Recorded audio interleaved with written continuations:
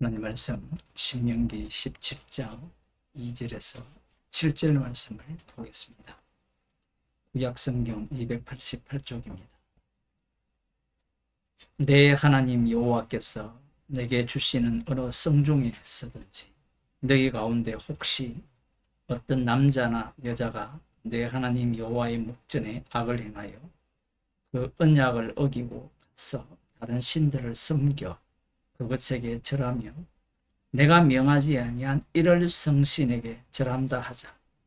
혹이 그 일을 네게 고함으로 네가 듣거든 자세히 사실하여 볼지니 만일 그 일과 말이 확실하여 이스라엘 중에 이런 가증한 일을 행함이 있으면 너는 그 악을 행한 남자나 여자를 내 성문으로 끌어내고 돌로 그 남자나 여자를 쳐 죽이고 죽일 자를 두 사람이나 세 사람의 정구로 죽일 것이요 한 사람의 정구로는 죽이지 말 것이며 이런 자를 죽이면은 정인이 먼저 그에게 손을 댄 후에 묵백성이 손을 댈지니라.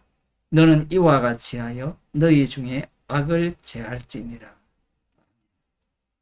교회를 아무리 오래 다녀도 구약 성경을 읽게 되면 구약 성경을 읽는 방식이 유대교적 사고로 읽게 됩니다. 인간의 본성 자체가 선악구조로 되어 있기 때문에 말씀을 읽게 되면 선과 악을 나누게 되죠. 이 말인즉슨 항상 자신이 선악을 분별할 수 있고 자신이 언제든지 선의 편에 설 수 있다라고 그렇게 생각을 합니다.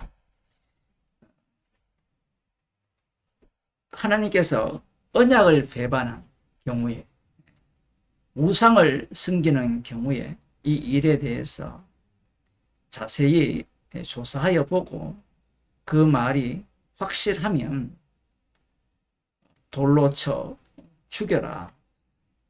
단 두세 명의 증인이 반드시 있어야 된다. 이렇게 말씀을 하시죠. 왜 두세 명의 증인이 반드시 있어야 되느냐?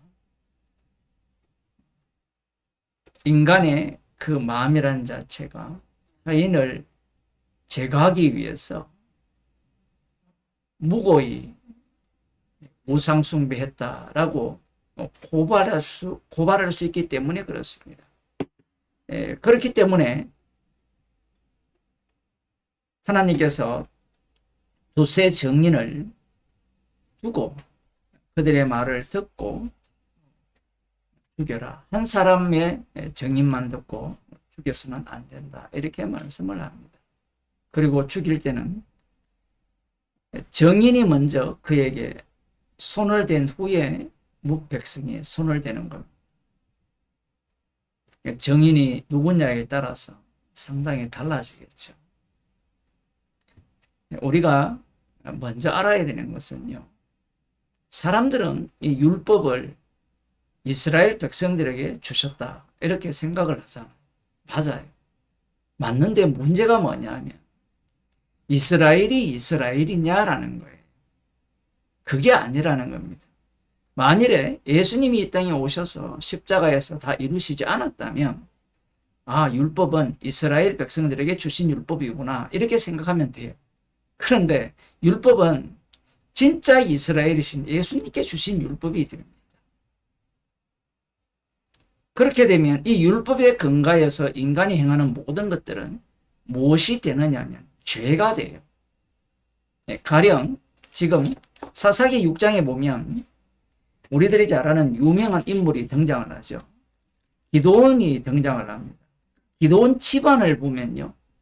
우상 숭배하는 집안입니다. 6장 25절에 보면 이날 밤에 여호와께서 기드온에게 이르시되 내 아비의 수소 곧 7년 된 둘째 수소를 취하고 네 아비에게 있는 바알의 단을 헐며 당 곁의 아세라상을 찍고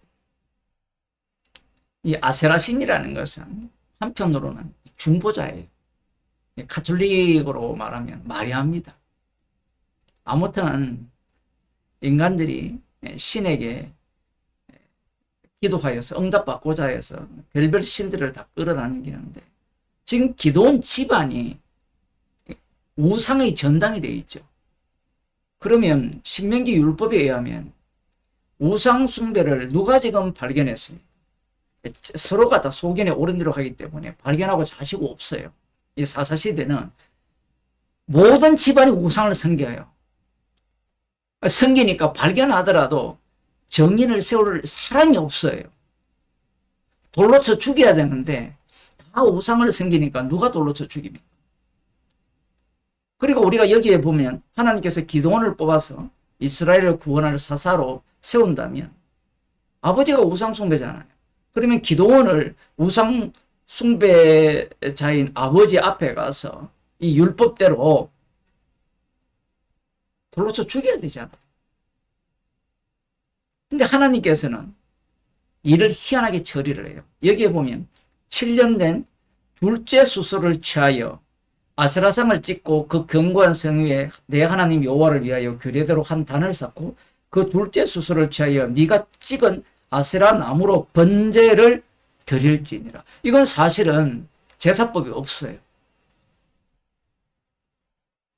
하나님께서 일하시는 방식이 정말 인간들이 생각하는 예상을 다 뛰어넘어 버립니다.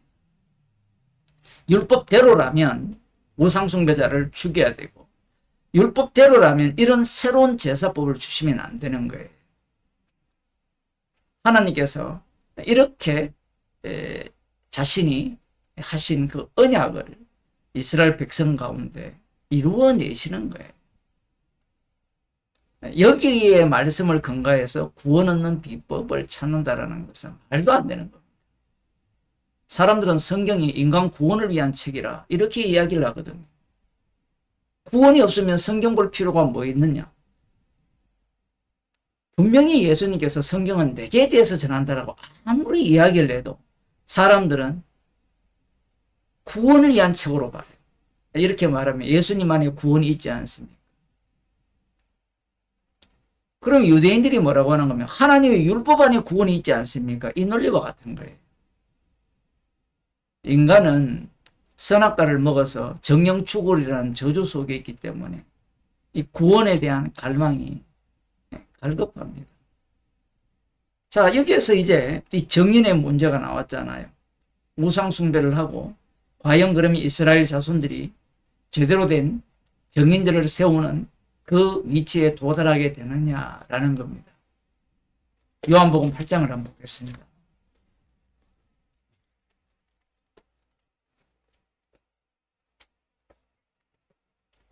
제가 그냥 구약에서 신약으로 뛰어넘어 오는 게 아니라 이 창세기부터 신명기를 넘어서 지금 이 말라기까지 전체를 넘어서 중간사를 넘어서 요한복음으로 넘어오면 예수님이 오시잖아요. 그게 종말인데 예수님이 인간에 대해서 어떤 선언을 하시는가?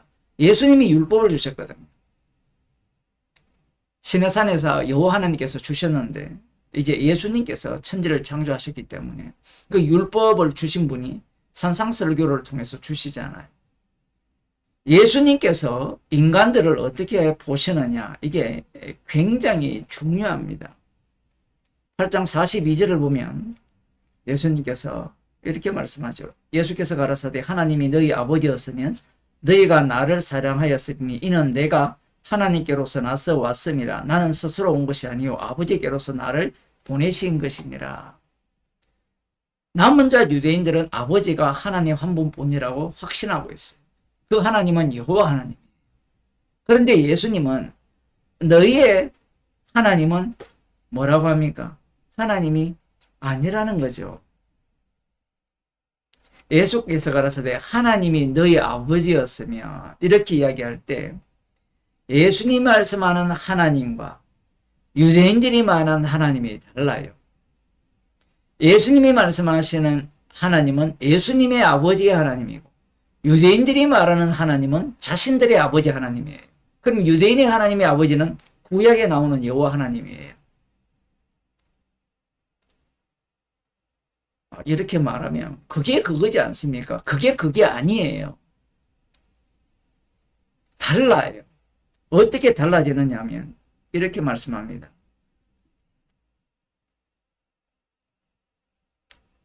하나님이 너희 아버지였으면 너희가 나를 사랑하였으리니 이는 내가 하나님께로서 왔음이라. 나는 스스로 온 것이 아니요 아버지께서 나를 보내신 것이니라. 어찌하여 내 말을 깨닫지 못하느냐. 이는 내 말을 들을 줄 알지 못함이니라. 들을 줄 알지 못하는 것은 소경이라는 거예요. 이 듣고 있는데 소경이라면 그것보다 화나는 일이 없죠. 지금 이들은 성경 전문가들이거든요. 성경을 잘 읽고 해석하고 있는데 너희들이 소경이라는 거예요. 이것은 오늘날도 똑같아요. 오늘날 눈 뜨고 다니는 모든 사람들이 소경이에요. 귀로 듣는다는 모든 사람들이 기머거리입니다. 그러면 성도는 소경 아니지 않습니까? 성도는 진짜 소경이죠. 봅시다. 44절 너희는 너희 아비 마귀에게서 났으니 너희 아비의 욕심을 너희도 행하고자 하느니라. 저는 처음부터 살인한 자요 진리가 그 속에 없으므로 진리에 서지 못하고 거짓을 말할 때마다 제 것으로 말하나니 이는 저가 거짓말장이요 거짓의 아비가 되었음이니라. 거짓말장이라는 겁니다. 그러면 유대인들의 아버지가 여호와 하나님이 아니라 누구라는 거예요? 거짓말쟁이? 마귀라는 겁니다. 이거 충격적이에요. 그러면 이것을 소급해 올라가면 이 율법을 듣는 유대인들은 마귀입니까? 마귀가 아니라는 말이에요. 마귀라는 말이에요. 아유, 목사님, 이스라엘을 아들로 만들었는데 어떻게 그들을 마귀로 봅니까? 자기 아버지를 마귀로 둔 자들로 봅니까? 여호와가 아버지지 않습니까? 맞아요.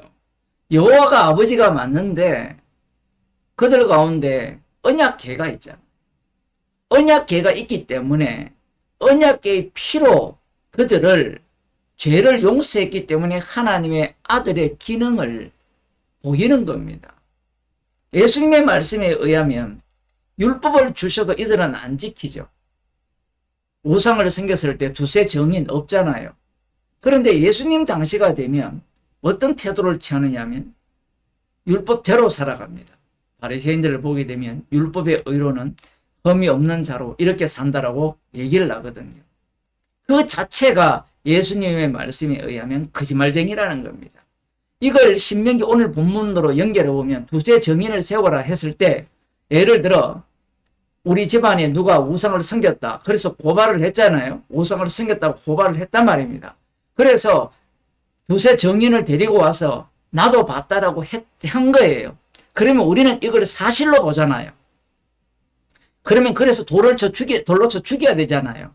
예수님의 말씀은 그게 거짓말이라는 거예요. 정말 어렵죠. 왜 어려우냐 하면 지금 이 세상 사람들은 악령 들렸어요. 왜 이걸 못 알아듣느냐 하면 방금 그 말씀을 그대로 지켜보세요. 그러면 그 앞에 예수님이 등장합니다. 등장하면 예수님은 그렇게 언약을 배반하고 우상을 섬긴 자들을 죽였고 그 정인들이 있고 우리는 그렇게 했던 자들이 앞에 예수님이 서면 예수님이 뭐라고 하는가 하면 나는 죄인을 부르러 왔다라고 해요. 죄인을 부르러 왔다 해버리면 상대는 어떤 자가 되어야 되는가 하면 나는 언약을 배반한 자가 되어야 돼요. 이해가 되나요? 언약을 배반한 자가 아니면 예수님이 부르러 오신 상대가 될 수가 없어요.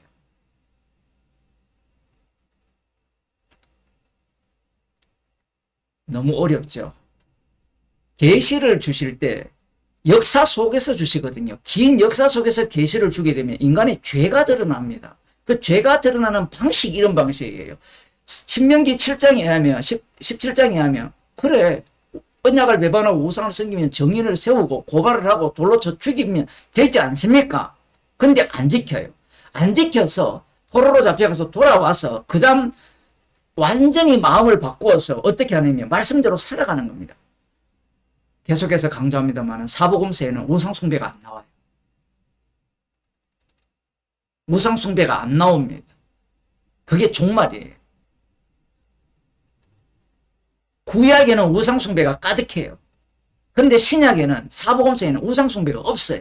그런데 예수님의 선언은 구약보다 신약, 예수님 당시가 더 악하다라고 이야기해요. 소돔과 고모라보다 더 악한 시대가 예수님 당시예요.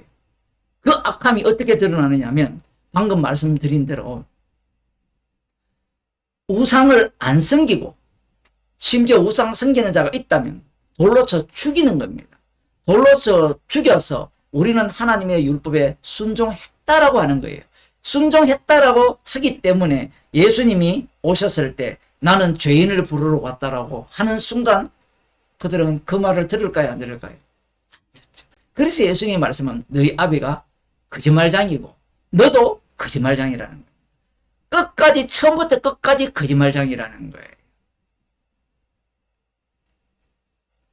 거짓말장이가 아닌 자는 구원을 못 받습니다. 무슨 그런 궤변이 있느냐? 궤변이 아니라 예수님은 죄인을 부르러 왔어요. 그러면 거짓말장이가 아니면 구원을 못 받는다라고 하니까 사람들이 뭐라고 하느냐면 나는 거짓말장이요. 그러니 나는 구원이 돼요. 요 인간도 구원을 못 받아요. 왜? 거짓말장이라고 말함으로 말미암아 나는 뭐라고 한 거예요? 거짓말장이가 아니라고 한 거예요.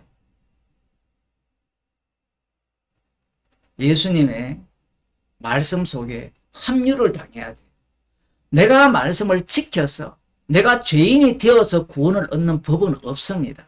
내가 죄인이라고 인정하는 순간 지는 의인이 되기 때문에 예수님은 그런 자를 구원하지 않아요. 죄인을 부르러 오셨다고 하실 때는 예수님이 죄인을 만드셔서 구원을 합니다. 그게 바로 십자가의 피능력입니다. 성령이 주어지게 되면, 성령을 받게 되면 주님이 죄인으로 만들어서 나는 죄인입니다 이렇게 나오는 게 아니라 십자가의 피를 전가하는 죄인으로 들통나게 되는 거예요. 기도하겠습니다. 하나님 아버지, 모든 인간은 거짓말쟁이이기 때문에 말씀에 순종한다는 자체도 거짓말임을 십자가 안에서 밝혀주심을 감사드립니다.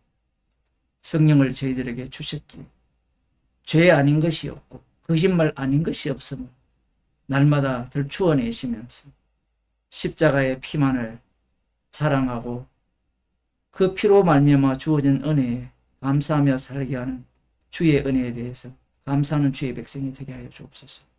예수님 이름으로 기도드립니다.